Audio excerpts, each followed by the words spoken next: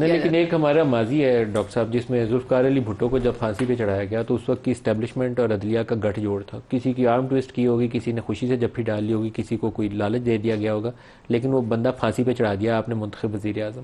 تو وہ سچویشن بھی اچھی نہیں ہوتی، اور یہ جو فوج یا وردی کے خلاف اگر کوئی ایک باقاعدہ آرگنائز قسم کی مہم ہو وہ بھی اچھی نہیں ہوتی. دیکھیں بالکل آپ کی بات ٹھیک ہے ملک صاحب، اور ایکسٹریمز کسی بھی حوالے سے اچھی نہیں ہوتی. اور جہاں تک اسٹیبلشمنٹ کا تعلق ہے، دیکھیں جو آپ نے جس واقعے کا آپ نے ذکر کیا کہ ذوالفقار علی بھٹو صاحب کو جو ایک جوڈیشل مرڈر ہمیں ہمیشہ اسے کہتے رہے ہیں، اور اب تو سپریم کورٹ نے وہ مان بھی لیا ہے. میں تھوڑا سا اس کو بات کو آپ کی پہلی گفتگو سے جوڑ رہا ہوں. اس کے بعد بھی 9 مئی جیسے واقعات نہیں ہوئے. ابھی یہ کہا گیا کہ جناب عمران خان یا واٹ ایور، لیکن عمران خان نے خود یہ بات کی ہے. آپ کے بہت سارے جرنلسٹ وہاں پہ موجود تھے، میں 3-4 ٹاک شوز میں ان جرنلسٹ نے باقاعدہ آ کے اسٹیٹمنٹ دی ہے اپنے چینلز پہ کہ انہوں نے یہ بات کی ہے. بھائی گرفتار آپ کو گورنمنٹ کر رہی ہے، اور گورنمنٹ کے لیکن پورا امن احتجاج ڈاکٹر صاحب ٹیررزم نہیں ہوتا. نہیں، پہلی بات تو یہ ہے کہ ادھر آپ کے چینل کے باہر میں کوئی 2000 بندوں کو پرامن احتجاج کے لیے بلا لوں تو اس کے بعد جہاں پہ جو اگر کوئی توڑ پھوڑ ہوگی تو اس کا ذمہ دار بھی مجھے ہی سمجھا جائے گا. وہ کال میں نے دی ہوئی ہے. ہوش کرنا چاہیے کہ میں بندے بلا رہا ہوں، کدھر بلا رہا ہوں، پھر معاملات کنٹرول میں نہیں رہتے. اس میں بھی شک ہے کہ پرامن تھا. بہرحال پرامن ہی مان لیں. دوسری بات یہ ہے کہ جی ایچ کیو کے سامنے احتجاج کرنے کی کیا تک بنتی ہے؟ اس کی کوئی منطق ہے کہ آپ جی ایچ کیو کے سامنے احتجاج کر رہے ہیں؟ وہ آپ کا جو آپ کا دفاعی سب سے بڑا ادارہ ہے اس کا وہ ہیڈ کوارٹر ہے. جب آپ سپریم کورٹ گئے تھے احتجاج کرتے ہوئے آپ کیوں گئے تھے؟ غلط تھا. وہاں کون سا میں کہہ رہا ہوں کہ بڑی اچھی بات تھی.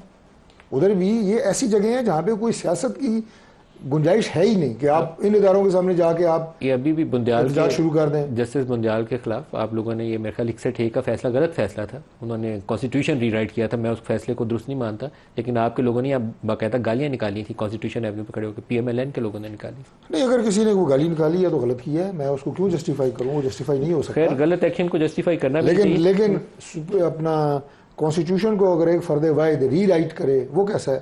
کیا 63 کے وہ بڑا جرم ہے یا گالی دینا بڑا جرم ہے؟ دونوں غلط ہے. دونوں غلط ہے نا. زیادہ غلط کیا ہے؟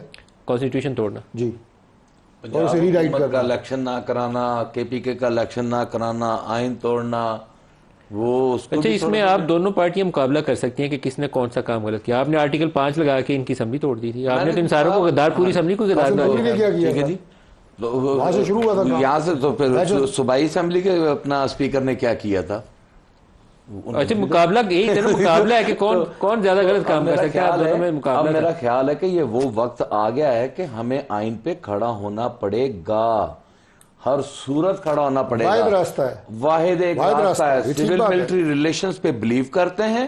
اسٹیبلشمنٹ کے کاندھوں پہ انشاءاللہ تعالی میں آپ کے چینل پہ اگر خان کل اسٹیبلشمنٹ کے کاندھوں پہ چڑھ کر حکومت لے گا نا، میں اس کا حصہ نہیں بنوں گا. حکومت اگر عمران کو دوبارہ ملی نا تو دوبارہ اسٹیبلشمنٹ سے جب بھی ڈالے گا ہی تو ملے گی، ویسے تو نہیں ملنی. میرا خیال ہے کہ سول ملٹری ریلیشنز پہ بلیو کرنا چاہیے.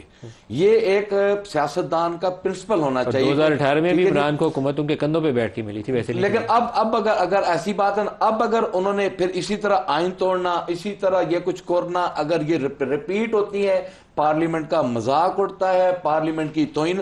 دیکھیں ان لوگوں نے زخم سے 3 بار یہ نکالے گئے. 3 بار نکالنے کے بعد بھی آج تک یہ سبق نہیں سی حاصل کیا، اور اسی طرح پھر یہ ان لوگوں نے اور اب واپسی بھی جپھی ڈال کے. اور اس کا نتیجہ کیا نکلا؟